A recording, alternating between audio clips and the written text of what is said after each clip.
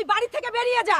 যতদিন না তুই আমার ছোট ছেলের মতো ইনকাম করতে পারবি ততদিন তুই আমার এই বাড়ির সামনে দিয়ে আসবি না। আজকে আমি ছোট ভাইয়ের মতো ইনকাম করতে পারি না বলে মা আমাকে বাড়ি থেকে বের করে দিল। আমি একদিন অনেক বড় হব। ম্যাডাম, আমাকে একটা কাজ দেন, আমি অনেক অসহায়। ঠিক আছে, আমি কাজ দেব। তুমি কি ভালো মতো কাজ করতে পারবে তো? হ্যাঁ ম্যাডাম, পারবো। তোমার মা তো হাসপাতালে ভর্তি আছে। কি বললে?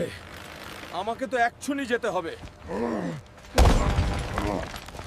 ডাক্তার সাহেব, আমার মা কেমন আছে? তোমার মায়ের চিকিৎসার জন্য 5 লক্ষ টাকা লাগবে। আমি এত টাকা কোথায় পাবো? ভাই, আমার মায়ের চিকিৎসার জন্য অনেক টাকা লাগবে, তুই আমাকে 5 লক্ষ টাকা ধার দে। মায়ের তো অনেক বয়স হয়ে গেছে, এখন বাঁচিয়ে কি লাভ হবে? আমি টাকা ম্যানেজ করতে পারিনি। আমার কিডনি নিয়ে হলেও আমার মাকে বাঁচান। ঠিক আছে, আমার সাথে আসেন।